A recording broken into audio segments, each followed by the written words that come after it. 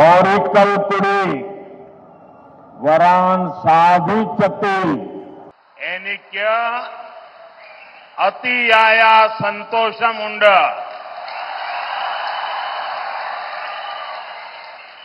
वड़क्कुमनाथन त्रिपायर रामास्वामी मंदिर और गुरुवायूर मंदिर की इस पावन भूमि को मैं प्रणाम करता हूं.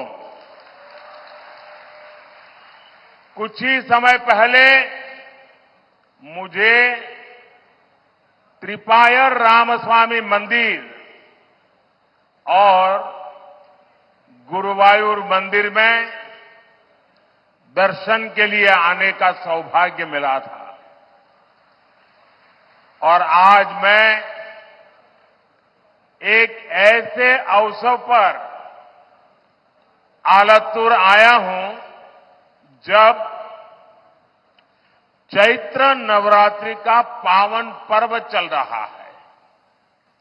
इस समय केरला में नए वर्ष का विशु का उत्सव मनाया जा रहा है. कुछ सप्ताह पहले ही आप सभी ने यहां धूमधाम से मणापुल्लिकावु बेला भी मनाया. लोकतंत्र के इस महापर्व के बीच त्रिशूर पुरम पर्व भी मनाया जाएगा. कुछ ही दिनों में रामनवमी का पर्व भी आने वाला है. यहां पड़ोस के त्रिशूर में स्थित त्रिपायर मंदिर को तो दक्षिण की अयोध्या कहा जाता है. इतने सारे संयोग बता रहे हैं कि ये समय कुछ खास है. ये पॉजिटिव वातावरण विकसित भारत के संकल्प को नई ऊर्जा दे रहा है. വടക്കുംനാഥന്റെയും തൃപ്രയാർ ശ്രീരാമസ്വാമി ക്ഷേത്രത്തിന്റെയും ഗുരുവായൂർ ക്ഷേത്രത്തിന്റെയും ഈ പാവനമായ ഭൂമിയെ ഞാൻ നമിക്കുന്നു. കുറച്ചു നാളുകൾക്ക് മുമ്പ് എനിക്ക് തൃപ്രയാർ ശ്രീരാമസ്വാമി ക്ഷേത്രത്തിലും ഗുരുവായൂർ ക്ഷേത്രത്തിലും ദർശനം നടത്താനുള്ള സൗഭാഗ്യം ലഭിച്ചിരുന്നു. എന്നാൽ ഇപ്പോൾ ഞാൻ ചൈത്ര നവരാത്രിയുടെ പുണ്യനാളുകളിൽ ഈ ആലത്തൂരിൽ വന്നിരിക്കുകയാണ്. ഇപ്പോൾ കേരളത്തിൽ പുതുവത്സരത്തിന്റെ വിഷുവിന്റെ ആഘോഷം നടന്നുകൊണ്ടിരിക്കുകയാണ്. കുറച്ചാഴ്ചകൾക്ക് മുമ്പാണ് നിങ്ങൾ ആവേശത്തോടെ മണപ്പുള്ളിക്കാവിലെ വേല നടത്തിയത്. ജനാധിപത്യത്തിന്റെ ഈ മഹത്തായ ഉത്സവത്തിന്റെ ഇടയിൽ തൃശൂർ പൂരവും ആഘോഷിക്കപ്പെടാൻ പോവുകയാണ്. കുറച്ച് ദിവസങ്ങൾക്ക് ശേഷം രാമനവമിയും നാം ആഘോഷിക്കും. ഇവിടെ അടുത്തുള്ള തൃപ്രയാർ ക്ഷേത്രം ദക്ഷിണ ഭാരതത്തിലെ അയോധ്യ ആയിട്ടാണ് വിശേഷിപ്പിക്കപ്പെടുന്നത്. ഇത്രയും കാര്യങ്ങൾ കാണിക്കുന്നത് ഈ കാലം പ്രത്യേകത ഉള്ളതാണ് എന്ന് നമ്മളെ മനസ്സിലാക്കാനാണ്. ഈ ശുഭകരമായ കാലം വികസിത ഭാരതത്തിനായി പ്രതിജ്ഞ എടുക്കാനുള്ളതാണ്. അതിനുള്ള ഊർജം തരുന്നതാണ്. साथियों, आप सबका ये जन समर्थन और प्रेम देखकर मैं विश्वास से कह सकता हूं केरला का ये नया वर्ष एक नया आरंभ लेकर आया है. ये नववर्ष केरला के विकास का वर्ष होगा. ये नववर्ष नई राजनीति के आरंभ का वर्ष होगा. अब केरला पार्लियामेंट में अपनी मजबूत आवाज भेजेगा. इसलिए आज केरला भी कह रहा है, फिर एक बार, फिर एक बार, फिर एक बार, फिर एक बार, फिर एक बार, फिर एक बार, फिर एक बार. സുഹൃത്തുക്കളെ, നിങ്ങളുടെ പിന്തുണയും സ്നേഹവും കണ്ടിട്ട് ഞാൻ വിശ്വാസത്തോടെ പറയും, ഈ പുതിയ വർഷം പുതിയ തുടക്കം കൊണ്ടുവരാൻ പോവുകയാണെന്ന്. ഈ പുതിയ വർഷം കേരളത്തിന് വികസനത്തിന്റെ വർഷമായിരിക്കും, പുതിയ രാഷ്ട്രീയം തുടങ്ങുന്നതിന്റെ വർഷമായിരിക്കും. ഇത്തവണ പാർലമെന്റിലേക്ക് കേരളം തങ്ങളുടെ ശക്തമായ ശബ്ദങ്ങളെ കേൾപ്പിക്കും. അതുകൊണ്ട് ഇന്ന് കേരളം പറഞ്ഞുകൊണ്ടിരിക്കുന്നു, ഒരിക്കൽ കൂടി മോഡി സർക്കാർ.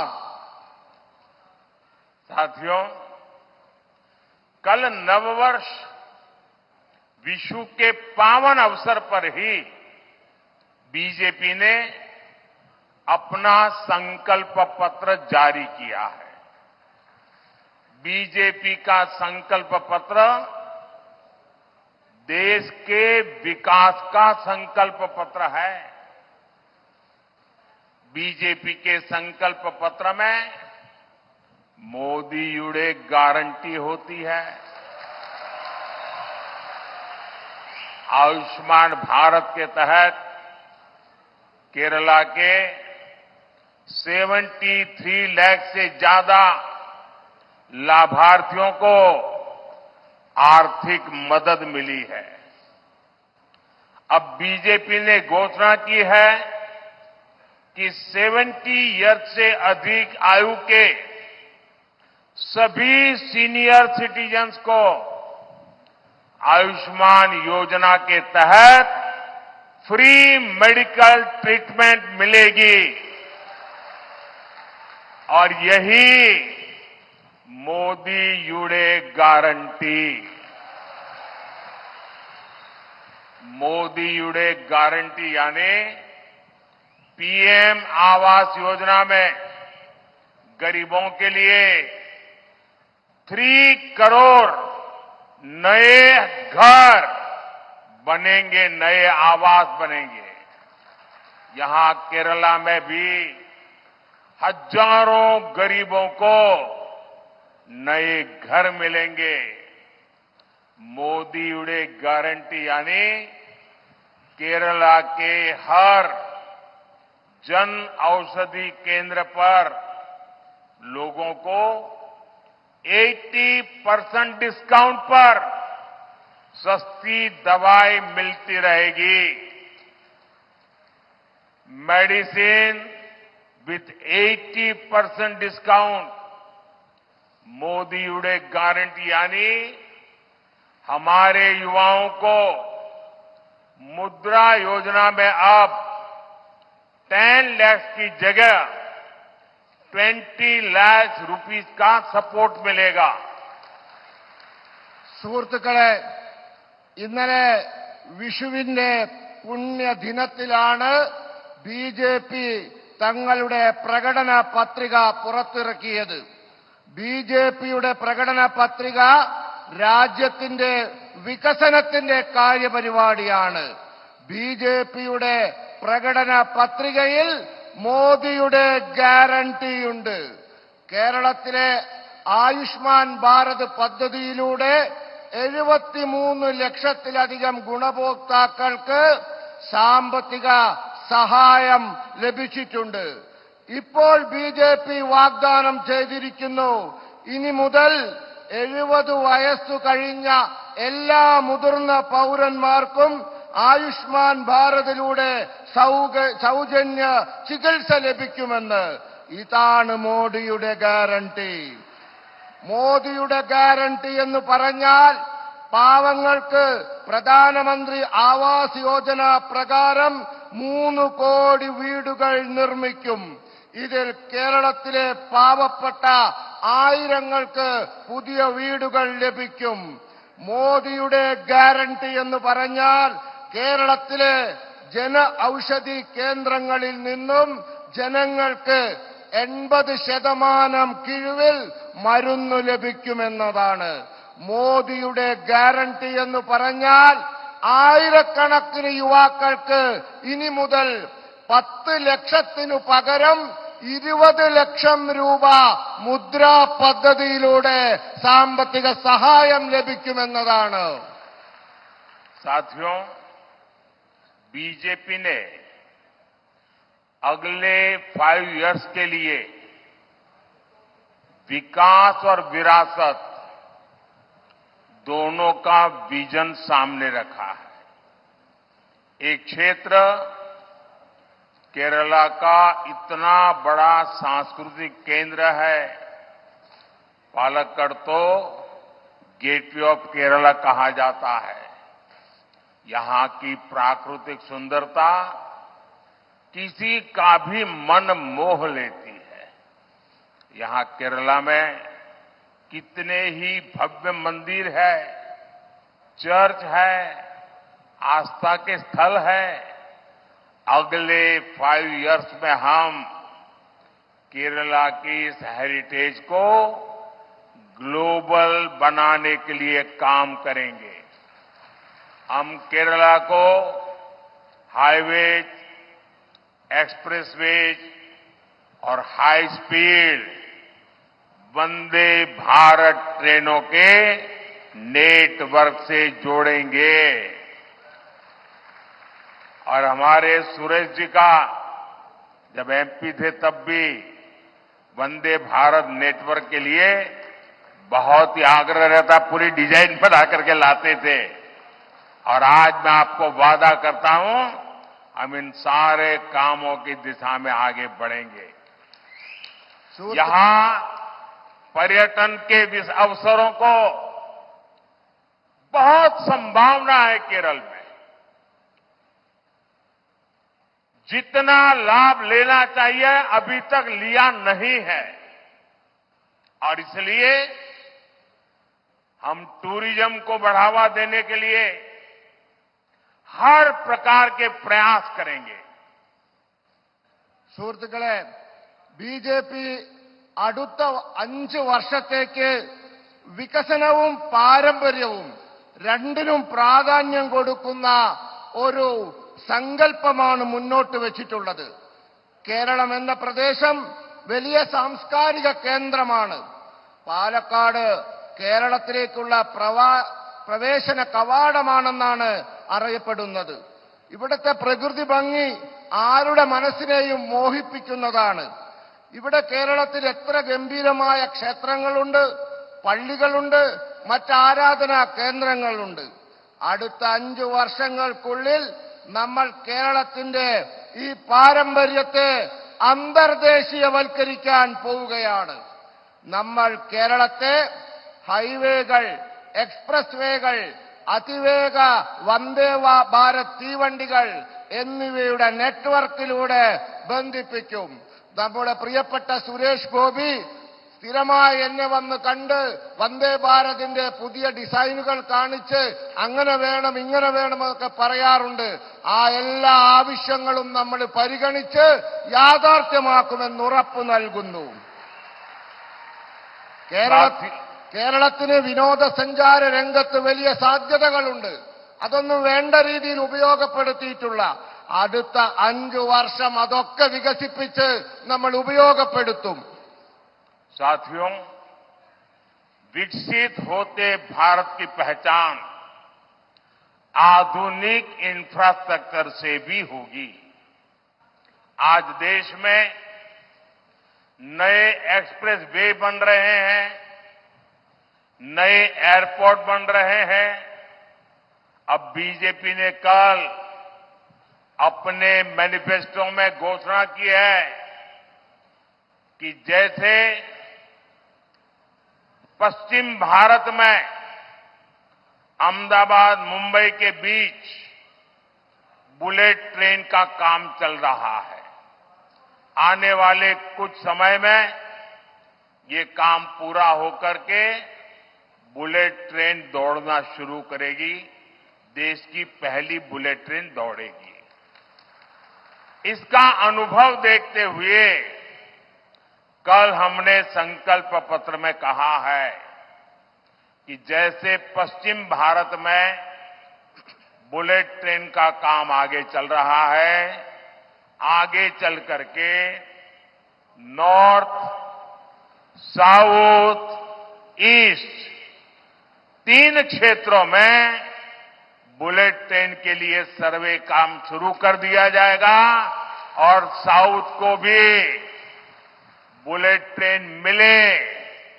साउथ में चलने वाली बुलेट ट्रेन यहां के विकास को गति देगी और रोजगार के हजारों नए अवसर बनाएगी। एनडीए सरकार के तीसरे कार्यकाल में इसके लिए बहुत जल्द सर्वे का काम शुरू किया जाएगा।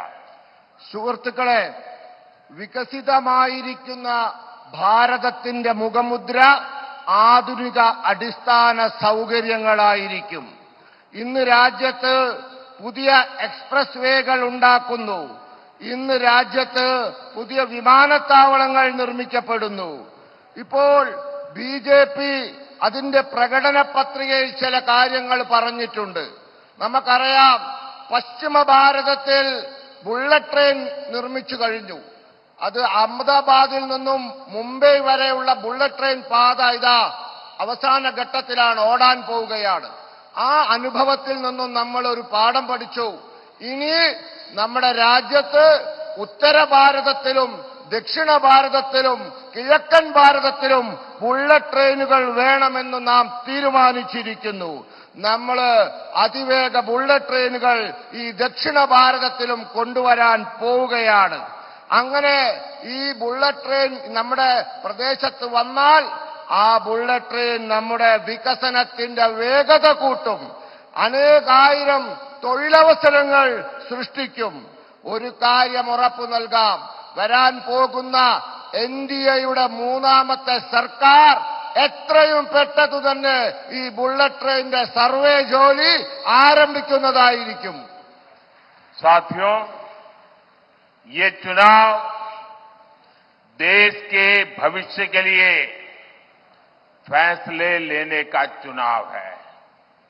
ये चुनाव आपके उज्जवल भविष्य की गारंटी के लिए चुनाव है।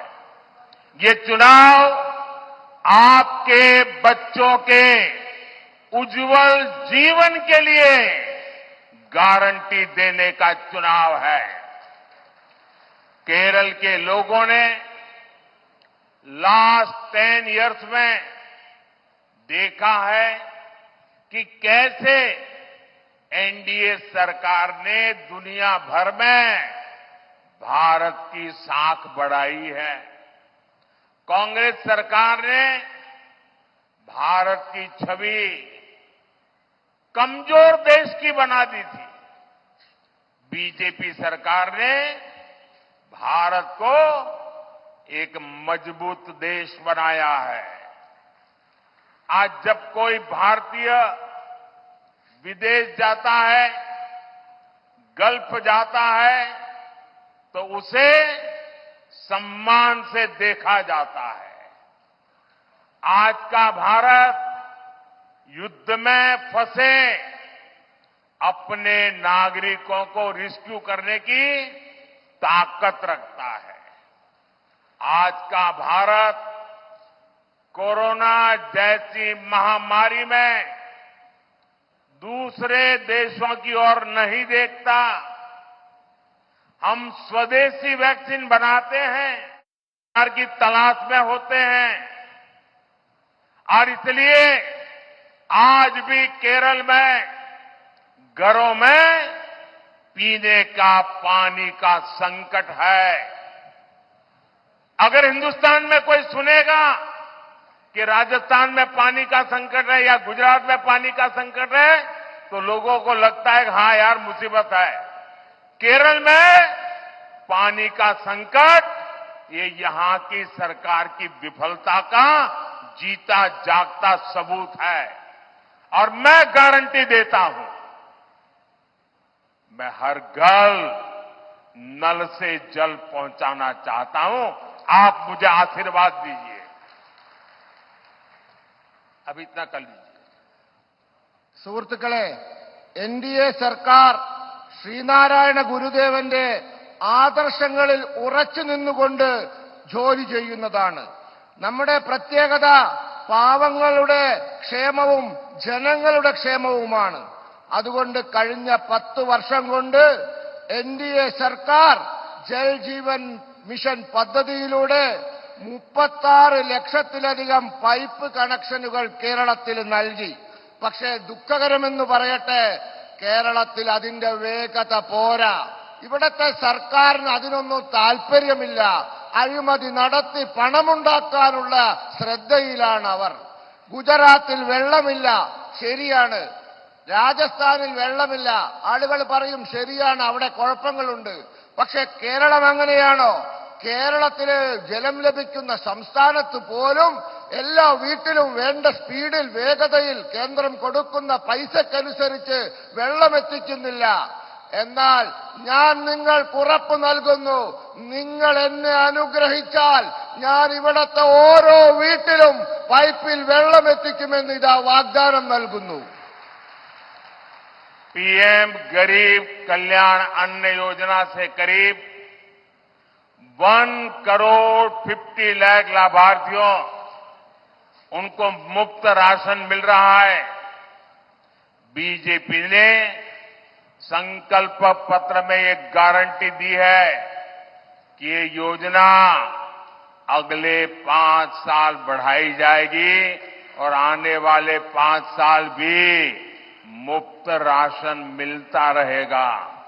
एनडीए सरकार केरला में फिशरीज क्लस्टर्स बनाकर यहां के मछुआरों का जीवन बदलने के लिए काम करेगी।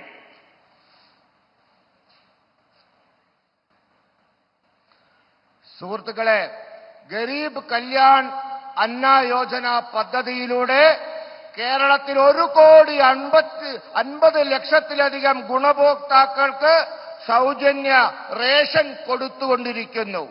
ബിജെപിയുടെ പ്രകടന പത്രികയിൽ ഗ്യാരണ്ടി നൽകിയിരിക്കുന്നു. ഈ പദ്ധതി അടുത്ത 5 വർഷം കൂടി നീട്ടും എന്ന് വെച്ചാൽ ഈ ആളുകൾക്ക് ഈ 5 വർഷം കൂടി സൗജന്യ റേഷൻ ലഭിക്കും. NDA സർക്കാർ കേരളത്തില് മത്സ്യപ്രവർത്തകരുടെ കൂട്ടായ്മയുണ്ടാക്കി, ഫിഷറീസ് ക്ലസ്റ്ററുകൾ ഉണ്ടാക്കി ഇവിടത്തെ മത്സ്യപ്രവർത്തകരുടെ ജീവിതം മാറ്റിമറിക്കാനുള്ള ജോലി ചെയ്തുകൊണ്ടിരിക്കുകയാണ്. साथियों, आज बीजेपी के शासन में देश तेजी से आगे बढ़ रहा है, लेकिन एलडीएफ, यूडीएफ केरला को पीछे धकेल रहे हैं। एनडीए सरकार केरला और इस क्षेत्र के विकास के लिए जो प्रयास कर रही है, राज्य सरकार उसमें भी बाधा डाल रही है। ये लोग नेशनल हाईवेज के प्रोजेक्ट भी रोकना चाहते हैं, क्योंकि लेफ्ट सरकारों का एक ही कैरेक्टर है। लेफ्ट वालों का एक ही कैरेक्टर है। चाहे वो त्रिपुरा में हो तो भी ऐसा ही करते थे, बंगाल में थे तब भी ऐसा ही करते थे, और केरल में भी जब मौका मिलता है ऐसा ही करते हैं। लेफ्ट वालों का कैरेक्टर क्या है? Nothing left and nothing right, यानी जहां लेफ्ट का शासन होता है वहां कुछ भी बाकी नहीं रहता और कुछ भी सही नहीं होता। इन्होंने बंगाल को बदहाल बनाया। ये लोग त्रिपुरा में भी ताश दिलाए थे। वही काम ये केरला में भी कर रहे हैं।